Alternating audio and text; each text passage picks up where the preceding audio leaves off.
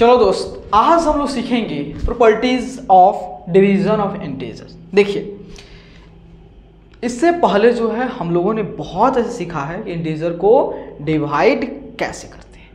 अब इस डिवीजन को आसान कैसे बनाए, इसके लिए हमें कुछ प्रॉपर्टीज जानना काफ़ी इंपॉर्टेंट हो जाता है, ताकि हम पहले से ये प्रिडिक्ट कर सके कि हाँ ये होगा ये नहीं होगा।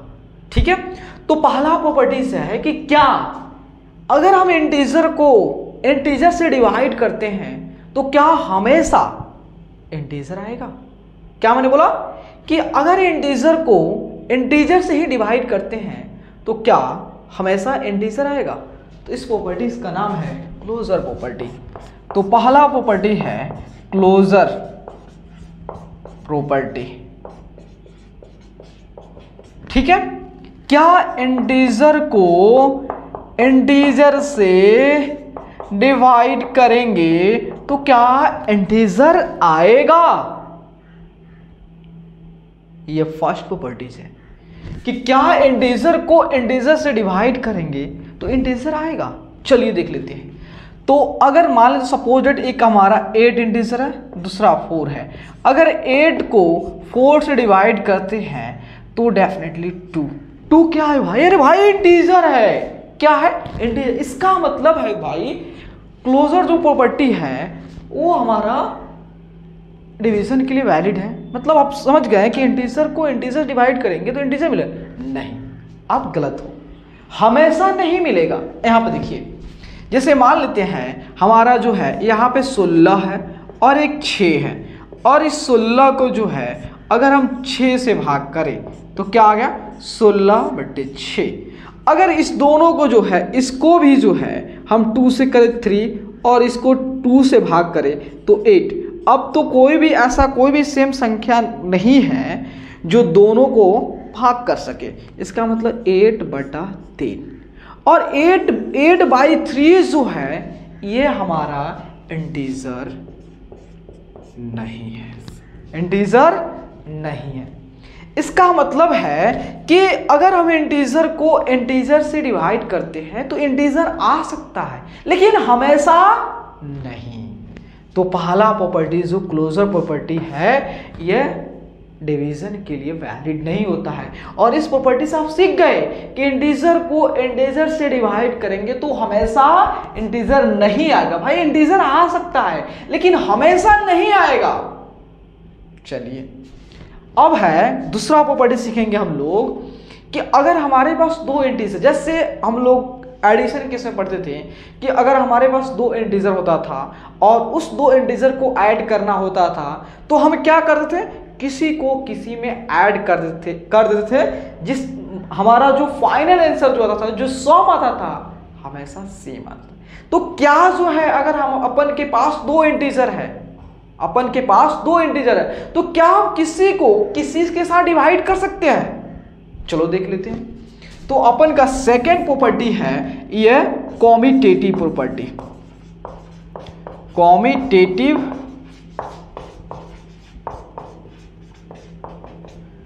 कि अगर हमारे पास 2 इंटीजर, एक ए इंटीजर है दूसरा जो है बी इंटीजर। क्या है, एक ए इंटीजर है दूसरा बी इंटीजर है। अगर हम ए इंटीजर को इसको अगर बी से डिवाइड करते हैं तो जो क्वोशिएंट आएगा, क्या अगर हम बी को अब ए से डिवाइड करेंगे तो इस केस में जो क्वोशिएंट आएगा और इस केस में जो क्वोशिएंट आएगा क्या सेम होगा या नहीं। हमारा जो सेकेंड प्रॉपर्टीज है कि अगर अपन के पास 2 इंटीजर है तो क्या हम पूरी तरह से स्वतंत्र हैं किसी को किसी के साथ डिवाइड करने के लिए, जैसे हम एडिशन में और मल्टीप्लिकेशन में करते थे। चलिए देख लेते हैं। जैसे मान लेते हैं एक हमारा 8 है और दूसरा 4 है। सपोज डेट मान लेते हैं यह हमारा ए हो गया और यह हमारा बी हो गया। चलिए हम क्या करते हैं, 8 को जो है 4 से डिवाइड करते हैं तो ये 8/4 तो आपका आ गया 2 आ गया, कोई दिक्कत नहीं है। लेकिन क्या जो है अगर हम 4 को 8 से डिवाइड करेंगे तो कितना आएगा, तो 4/8। तो दोनों को 4 से करेंगे तो 1 और इसको 4 से करेंगे 2, मतलब 1/2। क्या 2 और 1/2 आपस में क्या इक्वल है? क्या आपस में बराबर है? नहीं, ये आपस में बराबर नहीं है। तो हम समझ सीख गए कि अगर हमारे पास दो इंटीजर है और उस पर लिखा है डिवाइड कीजिए, तो सबसे पहले हमें यह जानना काफी इंपॉर्टेंट हो जाता है कौन से इंटीजर को किससे डिवाइड करनी है, कौन से इंटीजर को किससे डिवाइड करनी है। जब तक यह नहीं हमको मालूम होगा तब तक हम डिवाइड नहीं करेंगे, नहीं तो अपना आंसर गलत आ जाएगा। तो अपना ये फर्स्ट सेकंड प्रॉपर्टी, पहला प्रॉपर्टीज है कि इंटीजर को इंटीजर से डिवाइड करेंगे तो हमेशा इंटीजर नहीं आएगा। भाई इंटीजर आ सकता है, ना भी आ सकता है। और सेकंड प्रॉपर्टीज है कि अगर अपन के पास दो इंटीजर है तो हम जो है किसी को किसी से डिवाइड नहीं करेंगे, क्योंकि हर एक केस में उसका आंसर जो है, क्वोशिएंट जो है अलग अलग आ सकता है। चलिए, जैसे हमने ये दो इंटीजर के लिए काम किया, अब चलते हैं दो से ज्यादा के लिए। जैसे उसका नाम है एसोसिएटिव लॉ। एसोसिएटिव लॉ कहिए या प्रॉपर्टी, ये कहता है भाई अगर हमारे पास 3 इंटीजर है, ए बी सी, या 3 से ज्यादा कितनों भी हजारों इंटीजर है, हजारों इंटीजर हमको कोई बात, लेकिन अगर हम 3 इंटीजर लेते हैं, 2 से ज्यादा कितनों भी ले लेते हैं, तो क्या हम किसी को किसी के साथ डिवाइड कर सकते हैं? चलिए देखते हैं। अगर हम क्या करते हैं, ए को जो है बी से डिवाइड करते हैं, जो हमारा क्वोशिएंट आएगा उसको जो है सी से डिवाइड करेंगे। अब सोचते ना, पहले हम क्या करेंगे, बी को सी से डिवाइड करेंगे, ठीक है, और जो हमारा क्वोशिएंट आएगा उसको जो है ए से डिवाइड कर देंगे। देखिए इस चीज को जो है आपको ऐसा नहीं लिखना चाहिए, जानते कैसे? इस चीज को हम देखिए, ए और बी क्या हमारा, ए को हमने बी से डिवाइड किया, ठीक है, ए को बी से डिवाइड, जो क्वोशिएंट आ रहा है उसको हमने किससे डिवाइड किया, सी से। तो यहां भी हमारे पास हमने क्या किया कि बी जो इंटीजर है उसको सी से डिवाइड किया, और जो क्वोशिएंट आया है क्या उसको हम ए से डिवाइड कर सकते हैं? ऐसा है कि नहीं है? चलो देख लेते हैं। जैसे हमारा एक 8 आ गया और एक 4 और एक 2 आ गया, ठीक है, ठीक है। अगर हम चलते हैं पहले 8 को 4 से डिवाइड करते हैं, तो 8 को 4 से डिवाइड करेंगे तो कितना आएगा, 8/4 आपका 2 आ गया। अब 2 को जो है 2 से डिवाइड करते हैं, कितना आ गया, 1 आ गया। चलो अब वहां पे चलते हैं। अब हमारा ये मान लेते ए है, ये बी है, ये सी है।